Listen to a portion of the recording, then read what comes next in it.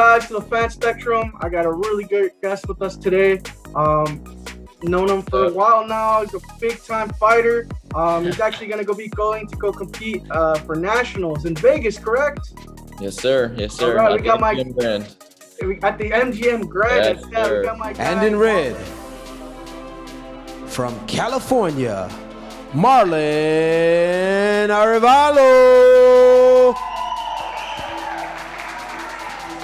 Big-time Taekwondo fighter, man. I know you've been doing this since you were 12 years old, I believe. Five. Damn, five. So even when it was for almost 12 years. 13 years, bro. 13 years. 13 Damn, man. years. That's beautiful, Yeah. man. So what's it like, bro? I know you're leaving tomorrow, I believe. Yeah. You're competing on Saturday or what? Yeah, Saturday. Saturday I fight. Saturday.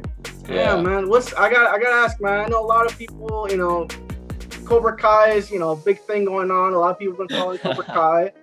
But I know it's not like the show, man. Can you explain to us what's like, getting ready for nationals, dog? Yeah. So, Taekwondo is it's not just a sport, it's a lifestyle. Mm-hmm. So, it's constant training. I mean, over yesterday and today, I've trained 6 times. Yeah, I got 6 trainings over yesterday and today. I got 2 trainings tonight. I'll be training till 11 o'clock tonight. And it's a big thing, and it's not, like I said, it's not just Taekwondo, it's a lifestyle, it's cutting weight. Yeah, man. It's being able to make that weight, and it's sacrificing, Yeah, so man. it's not just Taekwondo, it's a lifestyle. Oh, definitely, man. And I've seen, we've hung out a couple times. I always see you, watch what you're eating. You're definitely always have water with you. I know it's definitely, something. It's not easy. If everyone could do it, it's definitely, definitely a challenge, bro. And I see you taking it great. And you going to nationals, man. I mean, it's definitely next level stuff, dude. And to do it in Vegas, man, how's that feeling for you? Are you like, nervous? What's your emotions like right now, man? So Vegas is actually like one of my favorite places to compete because everything is so close, so if you need to grab some food, you can just walk anywhere, literally, like right around the corner there's food, Right. Like I know, like I've competed in Vegas over 10 times, I think. Okay, so this is nothing, bro. Like I'm used to it, but I've never fought at the MGM Grand, and so that for me is a big thing, because I'm a big fan of UFC, of boxing, and I've seen all these like amazing fighters fight at the MGM, one of them being Conor McGregor, so for me that's a big thing, just knowing that I have the chance to fight there,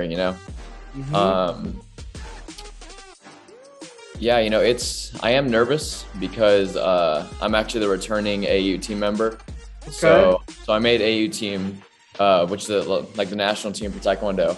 I made that back in 2019.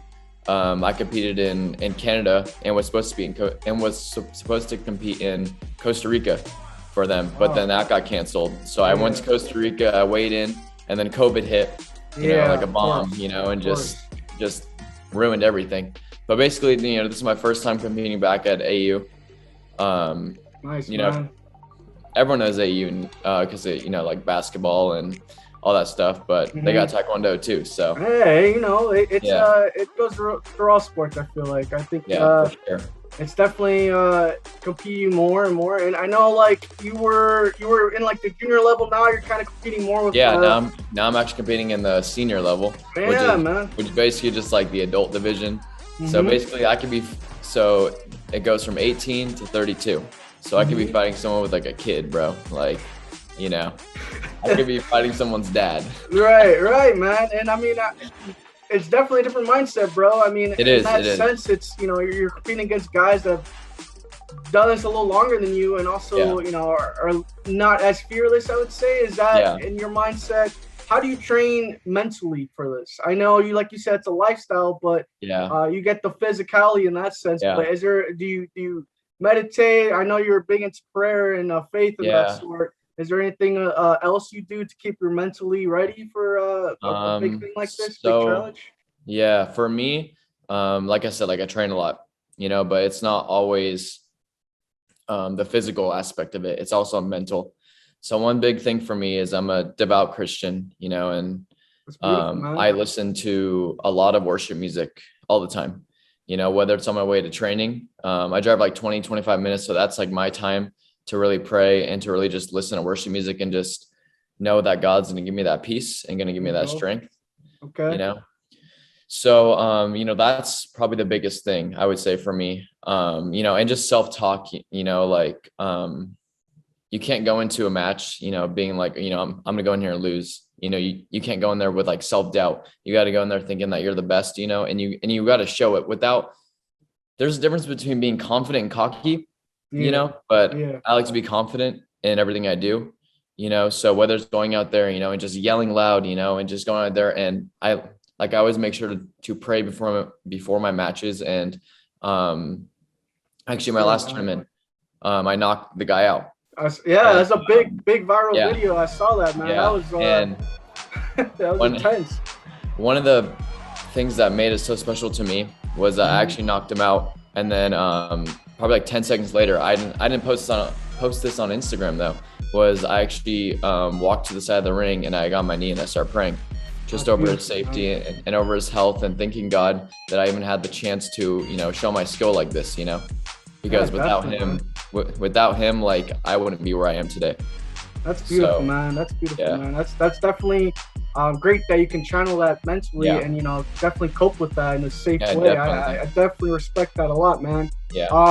And you were talking about earlier, you know, there are some cocky guys out there. And, you're going to Vegas. I guess one of the biggest, and you're a big fan of him, man. Conor McGregor, dude. I know he's fighting the same day you are, which is also pretty crazy, man. I mean, going into watch, I don't know, you probably won't be able to watch it, man, but I know you're excited for it. How do you feel about this fight that he's going into, the third match against Dustin Poirier, dog? I don't know. I have a lot of mixed feelings, you know, because I'm a huge Conor McGregor fan. I mean, I remember watching him when he first started. I'm a huge McGregor fan. So I think one thing for me is that if he loses this, I have a feeling that his career's done. Think so? Wow. I do think so, because he's never, I mean, even though he had 2 belts, that was a long time ago. You know, he's kind of gotten to the point where he's not washed, but if he loses 2 in a row to Dustin, for me personally, I don't really think Dustin's that good of a fighter. I think that Dustin, I think he's good, but I think Conor can beat him. I really do. I agree. The thing with, when I saw both the last 2 matches they've had, I think the thing with Conor is that he's kind of, and I don't know if it has to do with age per se, but he's not attacking as much. Exactly. I felt like that last match he had with Dustin, he was very defense. He was more defensive. And I don't know if that had to do with him training with boxing, because I know in boxing you're kind of you know, you're reading your opponent more and more, you're kind of getting them tired. I don't know if that had to come into that, or if he was just trying to do a different technique or style. But I kind of feel like Dustin saw that in the first fight. Hey, Conor's attacking me. I got to get my first. You know, I got to get on him. And so in this third fight, man, I can definitely see someone getting knocked out the first round, just because they're going to come out, you know, just guns blazing, just getting it going. Do you see that same type of vibe? And how do you approach a fight, something similar to that? Do you come out guns blazing, or like how do you? So going back to what you said about Conor McGregor being less offensive, was I noticed that because I watched the first fight and I watched the second fight and actually just like analyzed it a little bit, just seeing like what happened, like what Conor changed, you know. And in the first fight, you're right, he did come out guns blazing. You know, he hit him with that hook kick in the first 4 seconds. You know, and he went for it. You know, in the second fight, I would say that he was offensive, but I think that he let Dustin have too much space. In the first fight, Conor was very offensive, but he controlled the pace. One of the biggest things about fighting, you know, even for me, is that I'm not going to play my game on his tempo. I'm going to play my game on my tempo, and that's how you win. It's you make your opponent adjust to your tempo. You know, so I think that Conor definitely needs to make Dustin adjust to his tempo, because in the first fight, for example, Conor would control the center of the ring, and Dustin would be on the outside. Mm-hmm. And the second time, Dustin got a huge takedown in the first round, and he put Conor against the gate. And the first round was literally just Conor against the gate. So Dustin was making Conor adjust. Well, in the second round, Conor came out, and he started to do what he was doing in the first fight, and it started working. He was hitting Dustin with some great shots. Yeah. And then later in the round, what happened? Dustin put him against the gate and basically told Conor, like, hey, it's my turn, Yeah, pretty much, man. And that's why I like Dustin for that, man, because you could definitely see the pride. He saw, he lost against Conor, but mentally, it's just another fight for him. He doesn't look at his defeat. And so I give him props for that, man. And I think this is definitely going to be a battle, man. I'm definitely excited because it's two guys that have a lot to fight for. It's for Conor, and especially for Conor, man, because I know a lot of people are talking about, this could be it. This might be his last hurrah per se. But I mean, I'm excited, man. I don't know who's gonna win. I'd love for Conor to win, but I respect Dustin if he wins too. You know what I'm saying? I think that it could go two ways for Conor. I think that if Conor wins, it might start something else. I think that if Conor loses, that he's just gonna sit on his money that he made from the Mayweather fight. Do you think if Conor wins that he'd be really wanting to call out Khabib and get that rematch? Khabib won't come out. Khabib won't come out. You don't think so? I think Khabib's done. Look at it. Khabib, I think he's like 29-0. I mean, why even come out? Why even come out? He already beat Conor. He beat Dustin. I mean, Khabib is like the beast of that division. Mm-hmm. Now we got to see who the next animal is going to be. That's true. And man. I definitely do think that if Conor wins, that he will be the next. You think so? He already was, like if like one of the things that I like to look at about Conor is that in 145 he's undefeated, but then once he went up, that's when his his losses started coming.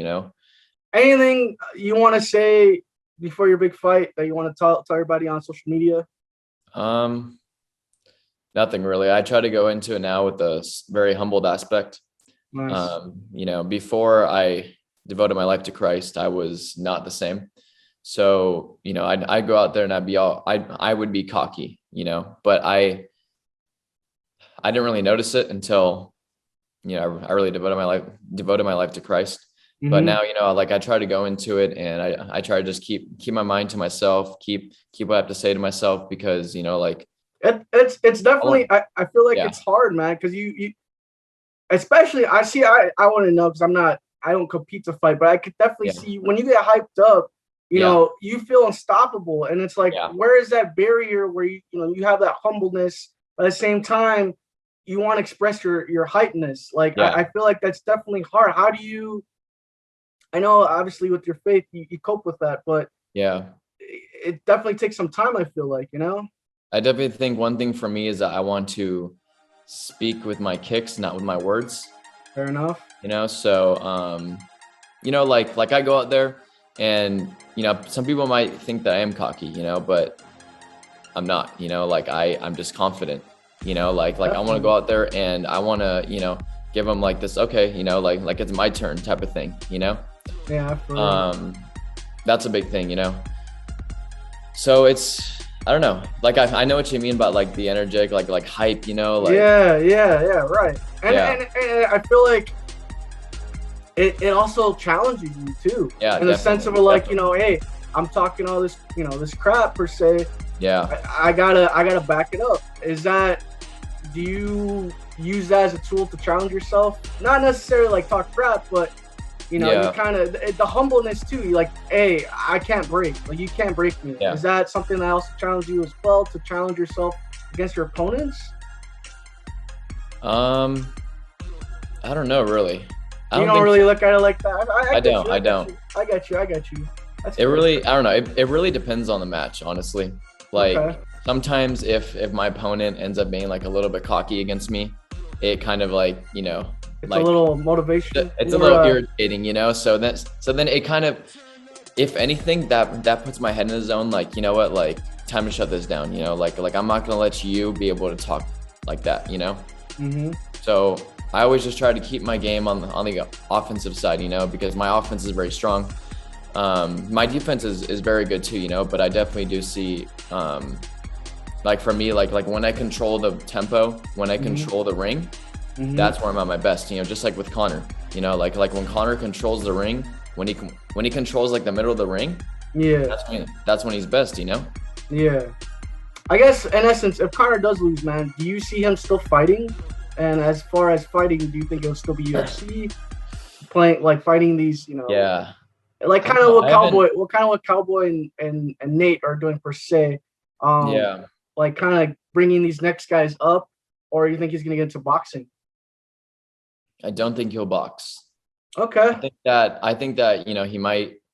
I don't know what's going on with Jake Paul and Logan Paul and all them, but bro, that's another thing too. Yeah, maybe he might, you know, maybe he might be like, oh, I need more money, you know, so let me go and fight them, you know. But I don't really see him boxing.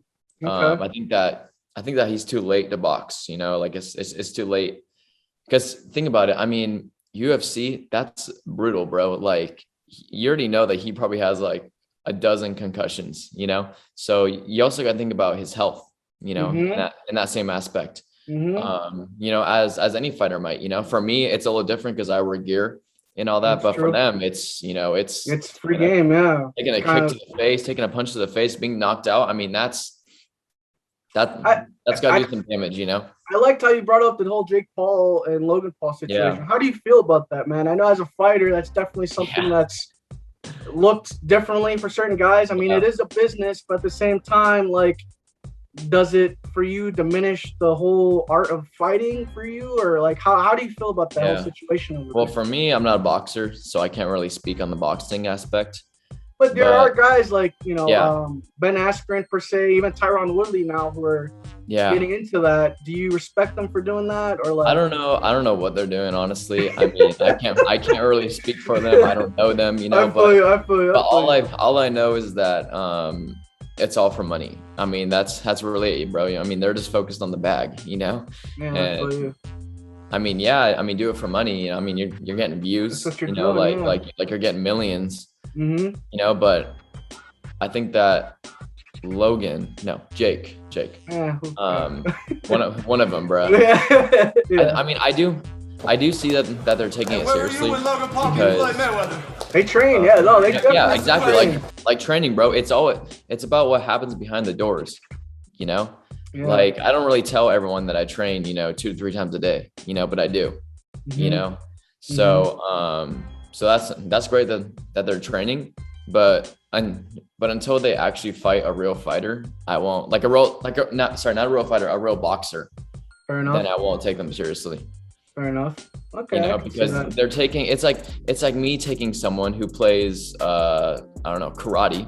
I mean, taekwondo and karate just have like a slight difference, but same thing with UFC and boxing. You know, take out the kicks in UFC and it's boxing. You know what I mean? So, you know, it's like me taking someone from karate. It's different tempo, like you said. It is exactly. It's controlling it differently because in essence, I could see how, like, you know, some of these UFC guys are so hesitant because it's like, oh, I should be able to kick here, but you can't, and it's like it's throwing you off your game, and I could see how that's definitely a different change of pace for some of these guys. And one thing is that UFC fights are way shorter than boxing. Yeah. Boxing fights are. You could see that with the McGregor and Mayweather fight. I mean, exactly. Boxing fights are 3 minutes, 12 rounds, you know? Boxing, 3 minutes, 12 rounds. And then for UFC, it's like 3 minutes, 5 rounds or so. Yeah, something like that. So it's a small difference, but you also have to think about like how much energy you're putting in. So for example, with a 3-minute round, you're probably putting, I don't know, I'd say close to 2 minutes of like, you know, like of like your highest energy. Yeah. In UFC, you know, like a lot of the time, you know, like they're standing around, you know, like they're taking a little break, like just like little breaks, you know. So it's a big difference, you know, like it's a different thing on your mind, on your body, you know. So honestly, I hope Tyron Woodley whoops Jake, because I like Tyron Woodley, I remember watching him in the UFC, he was a beast, but I don't know. I mean, he's being trained by Mayweather, so. That's true. That's very true. We'll see what happens, man. And I know Tyron, and he's had a lot of heat with the Paul brothers lately. Oh, yeah. I could definitely see. I don't know if he's necessarily. I mean, obviously the money's going to come, but I know he's definitely a fighter first than it is before business for him. Definitely. So, that's gonna be really nice to see, man. I'm definitely excited for that. But yeah, man, I'm definitely excited for you and for the McGregor Poirier fight, man. Yeah. And I'm happy you're here to join us today, man. Yes. I'm definitely gonna wish the best of luck for you, man. I hope you get that victory, dude. I'm definitely supporting you all the way. If they want to follow you and your endeavors, bro, where can they follow you at? My Instagram is Marlon Arevalo. Sweet. Pretty simple. That's it. All right, bro. I mean, if you look up Marlon, I'll probably come up. So. Yeah, no, definitely, man. I know you're like everywhere on that. You're everywhere with the whole taekwondo stuff. I really appreciate you coming on, man. And of course, bro. Again, thank you for having me. Best of luck, dude. I appreciate it a lot, and God bless you with your fights and your future matches, dog. Thank you, bro. Appreciate it. All right, man. All right, and that's our show. You guys have a good one. It's the Fan Spectrum. Peace out.